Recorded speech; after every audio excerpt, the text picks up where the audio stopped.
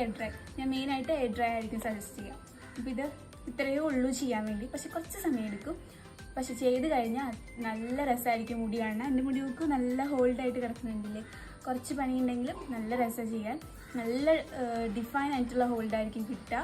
അത് കഴിഞ്ഞിട്ട് നമ്മളിത് ജെല്ല് യൂസ് ചെയ്ത് കഴിഞ്ഞ് ഒരു ഓയിലോ ലൈറ്റ് വെയ്റ്റ് ആയിട്ടുള്ള ഓയിൽ യൂസ് ചെയ്തിട്ട് ജെല്ലിൻ്റെ കാസ്റ്റ് ഇതാക്കാം. അടിപൊളി പ്രൊഡക്റ്റാണ്. ഇതെല്ലാം എൻ്റെ സെക്കൻഡ് ബോട്ടിൽസാണ്. ഞാൻ യൂസ് ചെയ്ത് അത്ര സാറ്റിസ്ഫാക്ഷൻ കിട്ടിയ പ്രൊഡക്റ്റാണ്. നിങ്ങൾക്ക് ഇതിൻ്റെ സ്റ്റൈലിംഗ് വീഡിയോ വേണമെങ്കിൽ കമൻറ്റ് ചെയ്യുക.